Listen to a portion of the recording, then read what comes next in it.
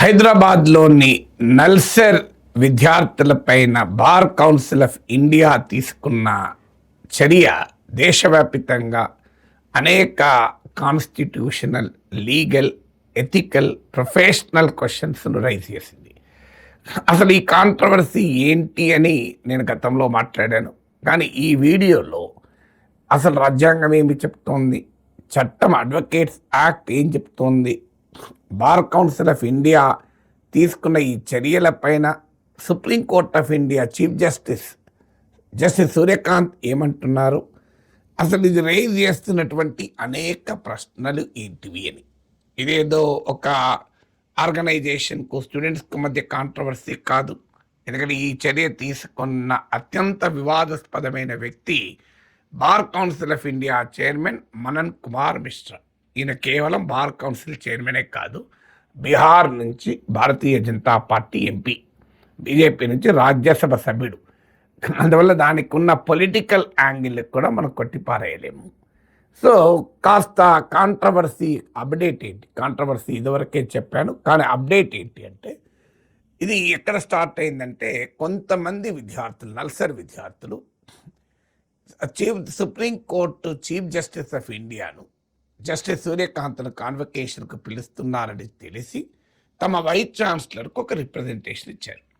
Justice సూర్యకాంత్ను పిలవడం సముచితం కాదేమో, appropriate కాదేమో, ఆయన ఇటీవల చేసిన వ్యాఖ్యలు కాన్స్టిట్యూషనల్ వాల్యూస్కు, కాన్వకేషన్ రిప్రజెంట్ చేసేటువంటి వాల్యూ సిస్టమ్కు, యూనివర్సిటీస్ రిప్రజెంట్ చేసే వాల్యూ సిస్టమ్స్కు, యాక్సెస్ టు జస్టిస్కు భిన్నంగా ఉన్నాయి కనుక ఆయనను పిలవడం పైన మీరు పునరాలోచించండి అని వైస్ ఛాన్సలర్కు ఒక రిప్రజెంటేషన్ ఇచ్చారు.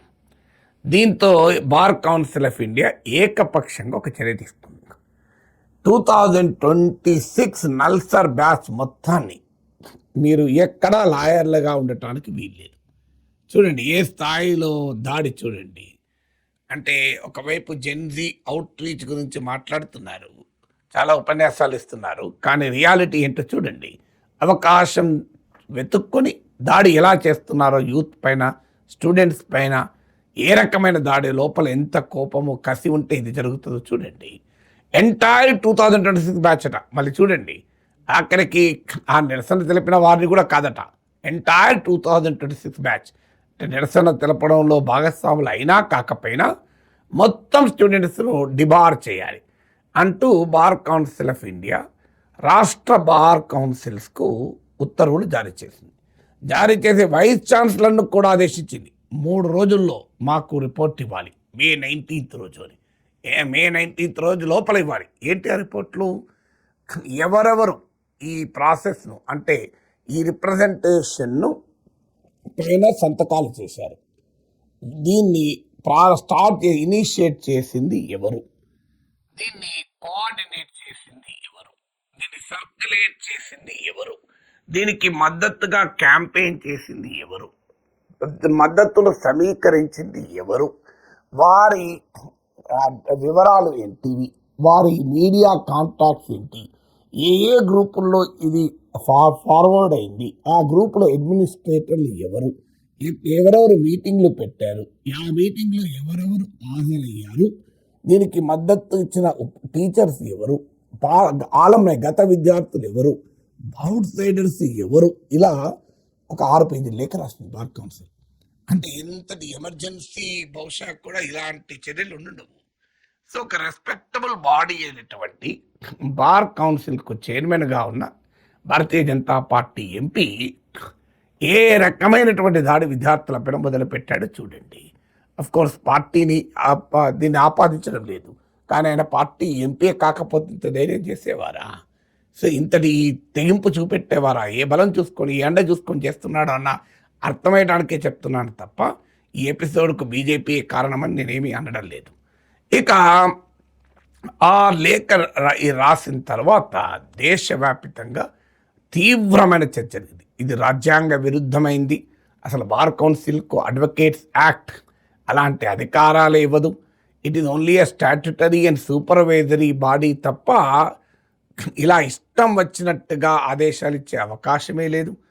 కోర్స్ రూల్ మేకింగ్ అధికారం ఉన్నమాట నిజం. కానీ ఆ రూల్స్ ఫ్రేమ్ అయ్యాక దానికి అనుగుణంగా చర్యలు తీసుకోవచ్చు. కానీ రూల్సే ఫ్రేమ్ కాకముందు అసలు ఎక్కడా లేని రూల్ను నువ్వు ఇంట్రడ్యూస్ చేసి నేను డిస్క్వాలిఫై చేస్తాను అని అనే హక్కే లేదు.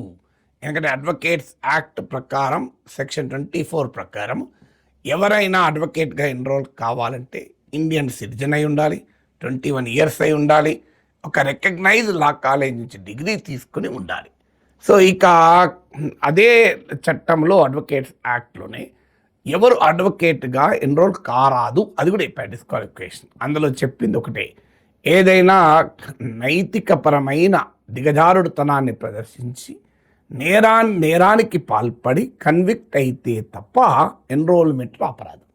ఎక్కడా కూడా ఇలా రిప్రజెంటేషన్లు ఇస్తే, నిరసన తెలిపితే, ధర్నా చేస్తే, పోరాటం చేస్తే, ప్రశ్నిస్తే అడ్వకేట్గా ఎన్రోల్ కారాదు అని ఎక్కడా లేదు అడ్వకేట్స్ యాక్ట్లో.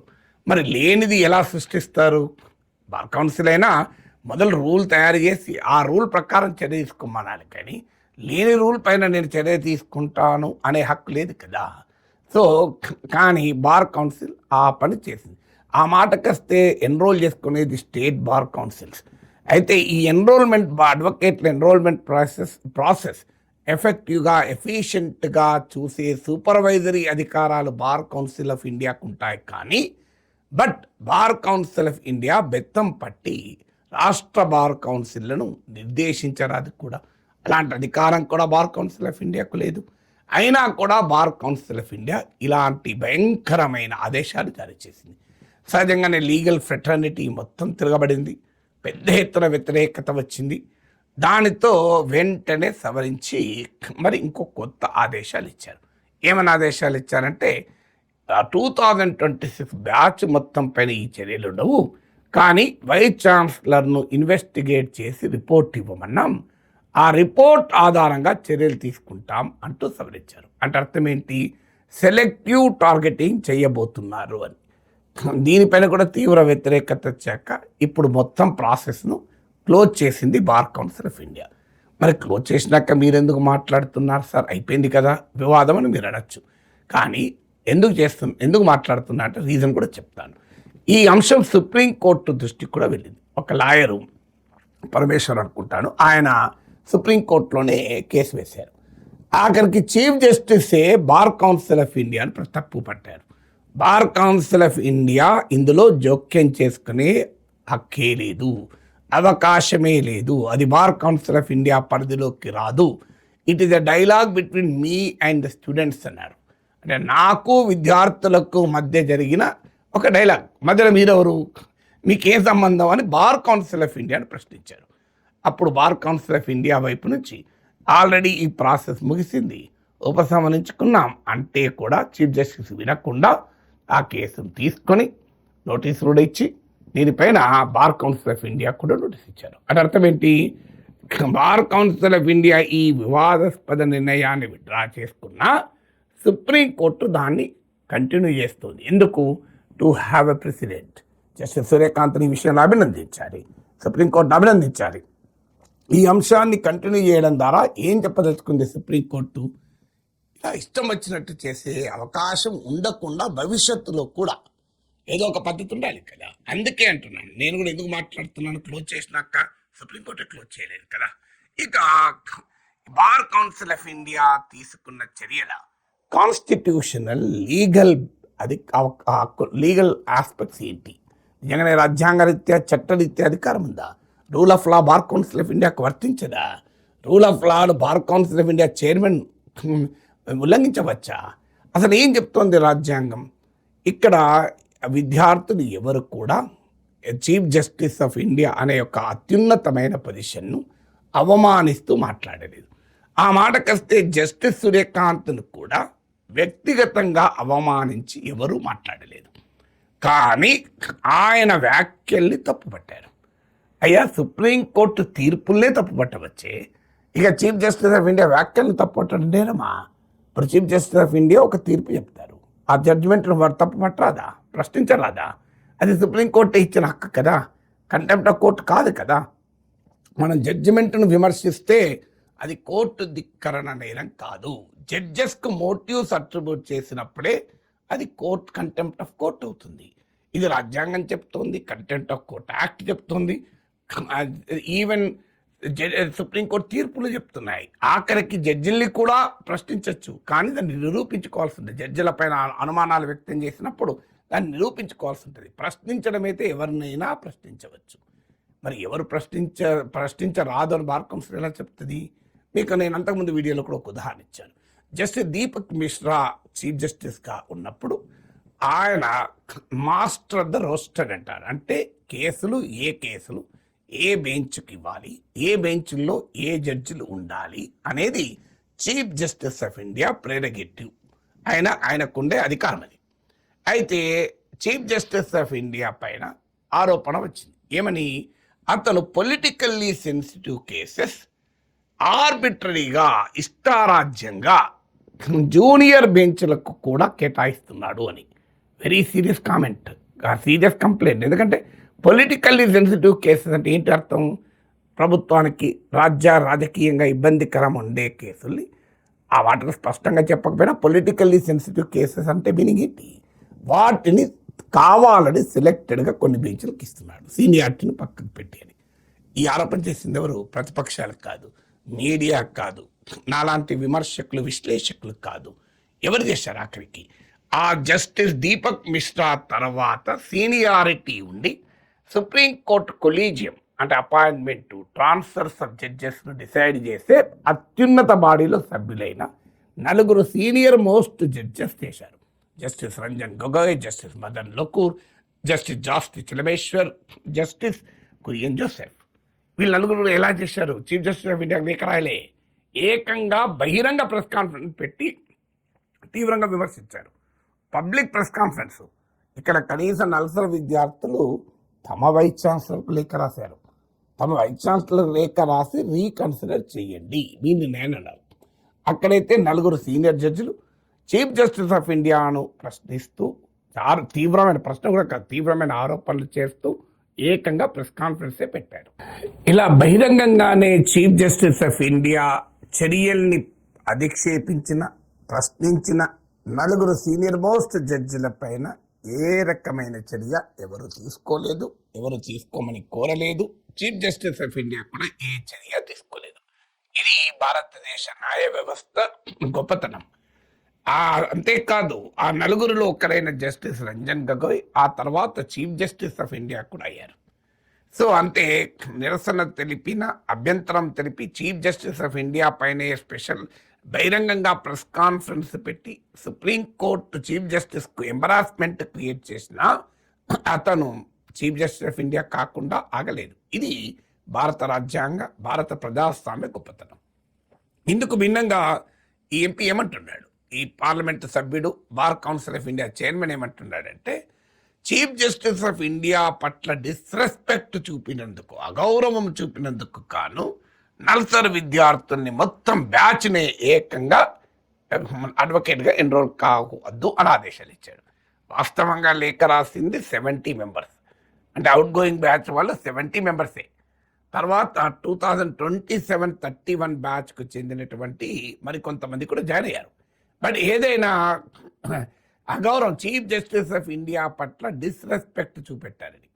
మరి అయ్యా మనన్ కుమార్ మిశ్రా గారు, bar council of India chairman మీరు, మరి 4 జడ్జిలు ఆ రోజు justice Ranjan Gogoi, justice Jasti Chelameswar, justice Madan Lokur, justice Kurian జోసెఫ్లు ఏకంగా చీఫ్ జస్టిస్ పైన తీవ్రమైన ఆరోపణ బహిరంగ ప్రెస్ కాన్ఫరెన్స్లో, అంటే చీఫ్ జస్టిస్ ఆఫ్ ఇండియా కావాలని తనకు కావలసిన వారికి పొలిటికల్లీ సెన్సిటివ్ కేసెస్ ఇస్తున్నారని. మరి అది అగౌరవం కాదా? మరి ఆ అగౌరవం కింద జడ్జిల పైన చర్యలు ఉన్నాయా? అది జడ్జిల్ని అగౌరవం పరిచినట్టు కాకపోతే స్టూడెంట్స్ను అగౌరవపరిచినట్టు అవుతుందా? సీనియర్ మోస్ట్ జడ్జిలకు ఒక చట్టము, అడ్వకేట్ లా చదువుతున్న విద్యార్థులకు ఒక చట్టం ఉంటుందా? ఎక్కడైనా చట్టం ఒకటే ఉంటుంది కదా. ఎందుకు ఆ జడ్జిలు ఎవరు ఏమనలేదు? ఆ జడ్జిలకు హక్కు ఉంది, అభిప్రాయం చెప్పే హక్కు ఉంది కనుక ఎక్కడ ఎవరు ఏ యాక్షన్ తీసుకోలేదు. అది భారత న్యాయ వ్యవస్థ గొప్పతనం. కానీ చీఫ్ జస్టిస్ ఆఫ్ ఇండియా పట్ల అగౌరవం, పోనీ నిజంగానే అగౌరవం చూపెట్టారా? అసలు బాయ్కాట్ చేశారా? ఏమన్నా నినాదాలు ఇచ్చారా? అసలు ఫంక్షన్ ఇంకా డేట్ ఫిక్స్ కాలేదు, కేవలం రీకన్సిడర్ చేయమని తమ వైస్ ఛాన్సలర్కి ఒక పిటిషన్ ఇచ్చారు. అది నేరమా? సో ఇంకో విచిత్రం కూడా చెప్తాను. సో ఈ మొత్తం వ్యవహారంలో చీఫ్ జస్టిస్ ఆఫ్ ఇండియాని మొదట్లో చెప్పాడు. ఏమన్నాడు చీఫ్ జస్టిస్ ఆఫ్ ఇండియా? ఈ అంశం సిజేఐ ముందుకు వస్తే అసలు వారెవరు అని అడిగారు. హూ ఆర్ దే అని బార్ కౌన్సిల్ ఆఫ్ ఇండియాను డైరెక్ట్గా ప్రశ్నించారు. So who are they? It's a dialogue between me and students. ఒకవేళ స్టూడెంట్స్ తప్పైనా they have a right to protest అన్నాడు స్టూడెంట్ జస్టిస్ సూర్యకాంత్. విద్యార్థులు అలా చేయడం తప్పైనా, తప్పని కూడా అల్లే, అలా చేయడం తప్పైనా వారికి నిరసన తెలిపే హక్కు ఉంది అని ఎవరంటున్నారు? ఏ జస్టిస్ సూర్యకాంత్కు మద్దతుగా మనన్ కుమార్ మిశ్రా వచ్చారో ఆ జస్టిస్ సూర్యకాంతే అన్నారు. అనడమే కాదు, బార్ కౌన్సిల్ ఆఫ్ ఇండియా ఈ ఆదేశాలను పూర్తిగా ఉపసంహరించుకుంది అని చెప్పినా విచారణ కొనసాగుతుంది అని ఆదేశించారు జస్టిస్ సూర్యకాంత్. అంతేకాదు, అండ్ చాలా ఇంకో గొప్ప మాట అన్నాడు. మీరందరూ ఎన్రోల్ కండి, మిమ్మల్ని నా లీగల్ ప్రొఫెషన్లోకి ఆహ్వానిస్తున్నాం, సుప్రీంకోర్టు బార్లో కూడా రిజిస్టర్ చేసుకోండి, మిమ్మల్ని లీగల్ ఎయిడ్ న్యాయ సహాయం చేసే ప్యానల్స్లో మిమ్మల్ని నియమిస్తాము అని వారికి ఒక రకంగా ఆఫర్ కూడా ఇచ్చారు, అవకాశాలు ఇస్తామని. అది భారత సుప్రీంకోర్టు గొప్పతనం.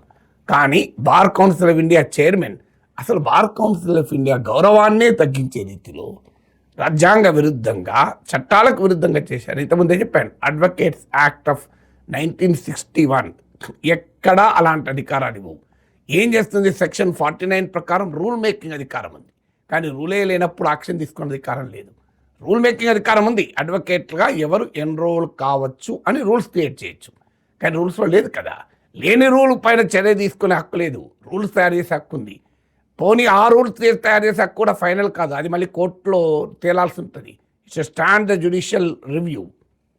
కానీ మీకు అసలు జస్టిస్ సెక్షన్ 48 ప్రకారం స్టేట్ బార్ కౌన్సిల్ను ఎఫిషియెంట్గా ఎన్రోల్మెంట్ చేస్తే దానికి సూపర్వైజ్ చేసే అధికారమే ఉంది తప్ప అసలు తామే ఎవరిని ఎన్రోల్ చేస్తాం, ఎవరిని ఎన్రోల్ చేయమని డిసైడ్ చేసే అధికారం కూడా బార్ కౌన్సిల్ ఆఫ్ ఇండియాకి లేదు. సెక్షన్ 24 ప్రకారం అయితే ఎక్కడా ఎలిజిబిలిటీ టు కౌన్సిల్లో ఇలాంటి కండిషన్స్ లేవు. Section 24A of the advocates act of 1961 క్లియర్గా డిఫైన్ చేసింది డిస్క్వాలిఫికేషన్ ఏంటి అని. ఏమన్నది? ఎక్కడన్నా మీరు section 24A of advocates act of 1961 అని కొట్టండి, ఒక జడ్జి పైన అభిప్రాయాన్ని వ్యక్తం చేసినందుకు, అతని వ్యాఖ్యల పైన అభ్యంతరం చెప్పినందుకు అడ్వకేట్గా ఎన్రోల్ కాకూడదు ఎక్కడైనా ఉందా? అసలు మీరు ఎక్కడైనా అడ్వకేట్ యాక్ట్లో ఉందా?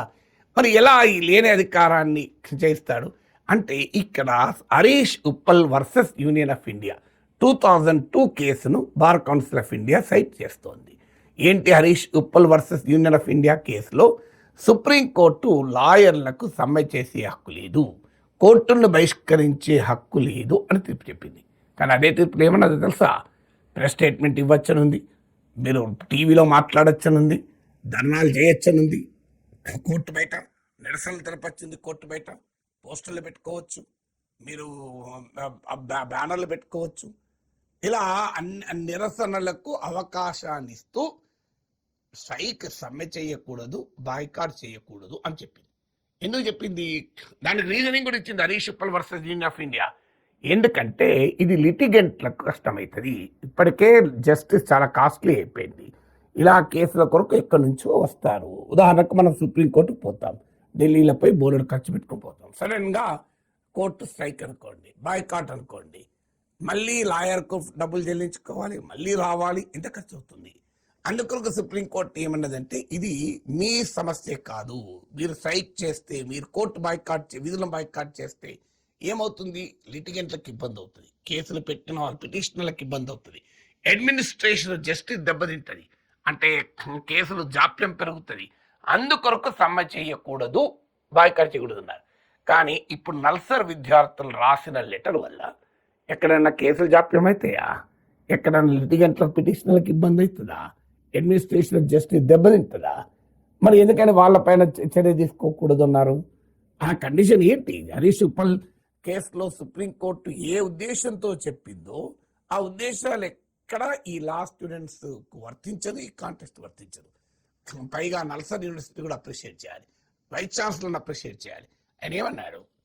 ఈ బార్ కౌన్సిల్ ఆఫ్ ఇండియా ఇచ్చిన ఆదేశాల్ని తిరస్కరించలేదు, ఆమోదించలేదు.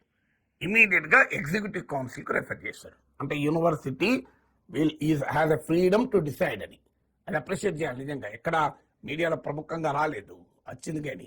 అంటే బార్ కౌన్సిల్ ఆఫ్ ఇండియాను ఎండార్స్ చేయలే, తన యూనివర్సిటీస్కి ఉండేటువంటి ఫ్రీడమ్ను అసర్ట్ చేసుకున్నారు. University is not part of government. University అంటేనే ప్రశ్నించే మెదళ్లను తయారు చేసే ప్లేస్. అందుకే యూనివర్సిటీలో పనిచేసే వారికి, ప్రభుత్వంలో పనిచేసే వారికి లేని హక్కులు కూడా ఉంటాయి. ఇప్పుడు నేనే యూనివర్సిటీలో ప్రొఫెసర్గా ఉండి రిజైన్ చేయకుండా ఎమ్మెల్సీగా పోటీ చేశాను, గెలిచాను, 8 ఏళ్ళు లీవ్ పెట్టాను, మళ్ళీ యూనివర్సిటీలో చేరాను. యూనివర్సిటీలో చదువు చెప్పుతూనే, ఉద్యోగం చేస్తూనే కేంద్ర ప్రభుత్వాలను, రాష్ట్ర ప్రభుత్వాలని 20 ఏళ్ళుగా ప్రశ్నిస్తున్నా, 20-30 ఇయర్స్గా లైవ్ టీవీలో ప్రశ్నించాను, తీవ్రంగా ప్రశ్నించాను. యూనివర్సిటీ గ్రాంట్స్ కమిషన్ కూడా ప్రశ్నించాను. నా పైన ఏ చర్య రాలేదే, ఎందుకంటే యూనివర్సిటీకి ఆ స్టాట్యుటరీ హోదా ఉంది. పైగా ఇది భావ ప్రజ్ఞా స్వేచ్ఛ, ఇది రాజ్యాంగంలోని ఫండమెంటల్ రైట్స్, ప్రాథమిక హక్కులకు ఉల్లంఘన. బార్ కౌన్సిల్ ఎలా అంటే ఆర్టికల్ 19(1)(a) ప్రతి పౌరునికి భావ ప్రకటన స్వేచ్ఛనిస్తుంది. అయితే ప్రభుత్వాలకు, రాజ్యానికి ఆంక్షలు విధించేటువంటి, అంటే రీజనబుల్ రిస్ట్రిక్షన్, సహేతుక ఆంక్షలు విధించే హక్కు కూడా, అధికారం కూడా ఇస్తుంది. కానీ అది టెస్ట్ ఆఫ్ రీజనబుల్నెస్, హేతుబద్ధతకు లోబడి ఉండాలి. అక్కడెక్కడ మాకు నచ్చని మాటలు మాట్లాడితే మీ భావ ప్రజ్ఞా స్వేచ్ఛను హరిస్తాం, మమ్మల్ని విమర్శిస్తే హరిస్తాం, మమ్మల్ని ప్రశ్నిస్తే హరిస్తామని ఎక్కడా లేదు. ఆర్టికల్ 19(2)లో ఏముంది? ఇండీసెన్సీ, పబ్లిక్ ఆర్డర్ డిస్టర్బ్ అయితే ఇలాంటి అంశాలపై మాత్రమే ఆంక్షలు పెట్టచ్చు. అందువల్ల ఇది మొదటిగా ఫ్రీడమ్ ఆఫ్ ఎక్స్ప్రెషన్ అనే ఫండమెంటల్ రైట్ విరుద్ధం. 2, అసలు article 19 right to choose your own profession, ప్రతి భారత పౌరునికి తనకు నచ్చిన వృత్తి చేసుకునే హక్కిస్తుంది. ఇప్పుడు బార్ కౌన్సిల్ ఏమంటుంది? లా చదివిన బిడ్డకు నువ్వు అడ్వకేట్గా ఉండే హక్కు లేదంటుంది. ఇది వయలేషన్ ఆఫ్ ఫండమెంటల్ రైట్ కాదా? ఇక 3వది, ఉద్యోగం ఎందుకు చేస్తారు? లైవ్లీహుడ్ కొరకు. లైవ్లీహుడే లేకపోతే లైఫే ఉండదు కదా. అంటే రైట్ టు లైఫ్ అనే ఫండమెంటల్ రైట్ కూడా విరుద్ధం. చూడండి, 3 ఫండమెంటల్ రైట్స్ను బార్ కౌన్సిల్ ఆఫ్ ఇండియా చైర్మనే వయలేట్ చేస్తున్నారు. అంటే right to freedom of expression, right to freedom of profession and right to life. ఇలా fundamental rights of the law స్టూడెంట్స్ను బార్ కౌన్సిల్ ఆఫ్ ఇండియా చైర్మనే హరిస్తే ఇక ఈ దేశం ఏమవుతుంది? ఇక చివరగా పొలిటికల్ పాయింట్, ఆయన భారతీయ జనతా పార్టీ ఎంపీ నరేంద్ర మోడీ ఏమన్నారు ఒకసారి చూడండి. నన్ను దారుణంగా తిట్టారు, కానీ వారు మన బిడ్డలు, వారిని నేను క్షమించేస్తున్నా, వారిని శిక్షించడం కాదు మన బాధ్యత, వారిని దారిలో పెట్టడం మన బాధ్యత అన్నారే. మరి నరేంద్ర మోడీ చేసిన పనులను మీరు చేయాలి కదా. మీరేం చేశారు? దారిన పెడతామన్నారా? అసలు దారిలోకే రావద్దన్నారు. కంప్లీట్గా అడ్వకేట్గానే ఎన్రోల్ చేసుకోవద్దన్నారు. మరి భారతీయ జనతా పార్టీ నాయకుడు, దేశ ప్రధానమంత్రి సూచించిన మార్గంలో కూడా బీజేపీ ఎంపీ అయిన bar council of India chairman వ్యవహరించడా?